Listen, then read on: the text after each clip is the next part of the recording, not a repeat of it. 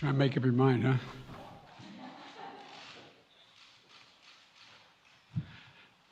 Well, good afternoon. Yesterday, Vladimir Putin recognized two regions of Ukraine as independent states. And he bizarrely asserted that these regions are no longer part of Ukraine and their sovereign territory. To put it simply, Russia just announced that it is carving out a big chunk of Ukraine. Last night, Putin authorized Russian forces to deploy into these regions. Today, he asserted that these regions are actually extend deeper than the two areas he recognized, claiming large areas currently under the jurisdiction of the Ukraine government. He's setting up a rationale to take more territory by force, in my view.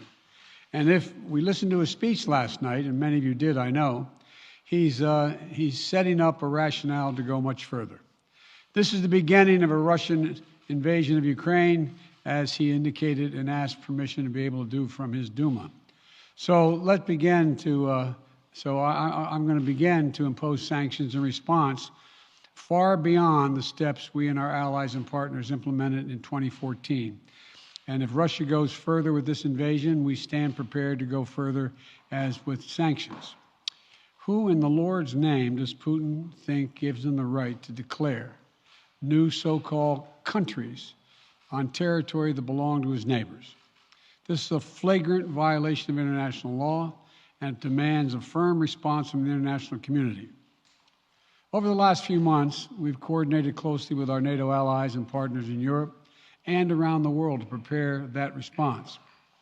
We've said all along, and I've told Putin to his face more than a month ago, that we would act together. And the moment Russia moved against Ukraine, Russia has now undeniably moved against Ukraine by declaring these independent states. So today, I'm announcing the first tranche of sanctions to impose costs on Russia in response to their actions yesterday. These have been closely coordinated with our allies and partners, and will continue to escalate sanctions if Russia escalates. We're implementing full blocking sanctions on two large Russian financial institutions, VEB and their military bank. We're implementing comprehensive sanctions on Russian sovereign debt. That means we've cut off Russia's government from Western financing. It can no longer raise money from the West and cannot trade in its new debt on our markets or European markets either. Starting tomorrow and continuing in the days ahead, we'll also impose sanctions on Russia's elites and their family members. They share in the corrupt gains of the Kremlin policies and should share in the pain as well. And because of Russia's actions, we've worked with Germany to ensure Nord Stream 2 will not, as I promised, will not move forward. As Russia contemplates its next move, we have our next move prepared as well. Russia will pay an even steeper price if it continues its aggression, including additional sanctions. The United States will continue to provide defensive assistance to Ukraine in the meantime, and will continue to reinforce and reassure our NATO allies. Today, in response to Russia's admission that it will not withdraw its forces from Belarus, I have authorized additional movements of U.S. forces and equipment already stationed in Europe to strengthen our Baltic allies, Estonia, Latvia, and Lithuania. Let me be clear, these are totally defensive moves on our part. We have no intention of fighting Russia. We want to send an unmistakable message, though, that the United States, together with our allies, will defend every inch of NATO territory and abide by the commitments we made to NATO. We still believe that Russia is poised to go much further in launching a massive military attack against Ukraine.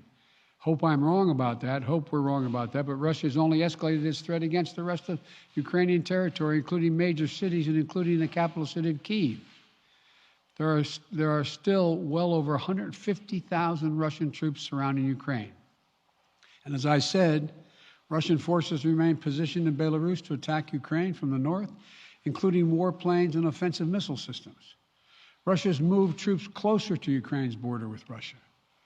Russia's naval vessels are maneuvering in the Black Sea to Ukraine's south, including amphibious assault ships, missile cruisers, and submarines. Russia's moved supplies of blood and medical equipment into position on their border. You don't need blood unless you plan on starting a war. Over the last few days, we've seen much of the playbook that Secretary Blinken laid out last week in the United Nations Security Council come to pass. A major increase in military provocations and false flag events along the line of contact in the Donbass. Dramatically staged, conveniently on-camera meeting of Putin's Security Council to grandstand for the Russian public. And now, political provocation of recognizing sovereign Ukrainian territory as so-called independent republics in clear violation, again, of international law.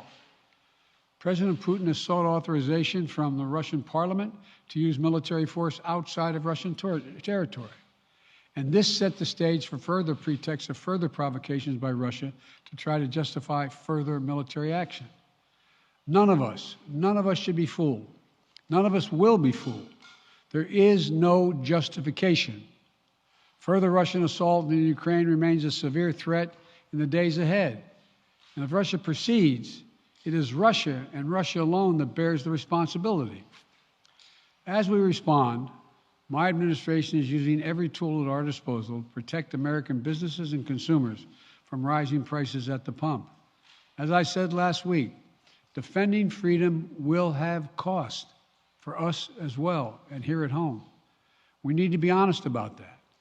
But as we do this, I'm going to take robust action to make sure the pain of our sanctions is targeted at the Russian economy, not ours.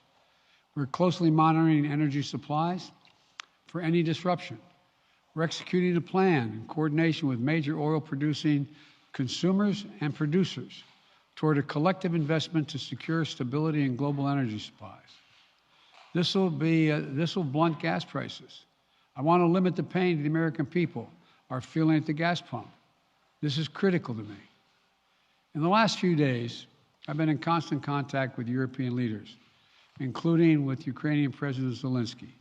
Vice President Harris met in person with the leaders in Germany over the weekend at the Munich conference, including President Zelensky. At every step, we have shown the United States and our allies and partners are working in unison, which he hasn't been counting on, Mr. Putin. We're united in our support of Ukraine. We are united in our opposition to Russian aggression. And we're united in our resolve to defend our NATO alliance. And we're united in our understanding of the urgency and seriousness of the threat Russia is making to global peace and stability. Yesterday, the world heard clearly the full extent of Vladimir Putin's twisted rewrite of history, going back more than a century, as he waxed eloquently, noting that, well, I'm not going to go into it, but nothing in Putin's lengthy remarks indicate any interest in pursuing real dialogue on European security in the year 2022. He directly attacked Ukraine's right to exist. He indirectly threatened territory formerly held by Russia, including nations that today are thriving democracies and members of NATO. He explicitly threatened war unless his extreme demands were met. And there is no question that Russia is the aggressor. So we're clear-eyed about the challenges we're facing. Nonetheless, there is still time to avert the worst-case scenario that will bring untold suffering to millions of people if they move as suggested. The United States and our allies and partners remain open to diplomacy if it is serious. When all is said and done, we're going to judge Russia by its actions, not its words. And whatever Russia does next, we're ready to respond with unity, clarity, and conviction. We'll probably have more to say about this as it moves on. I'm hoping diplomacy is still available. Thank you all very much. Sir, are you still open to meeting with Vladimir Putin, sir? Have you noticed that as everything around you seems to decline, one thing still grows? It is the power of your rulers. None of their plans and directives have solved your problems or made your life better. The only result has been their increased control over you at the cost of your freedom. Do you know why? You gave them the power.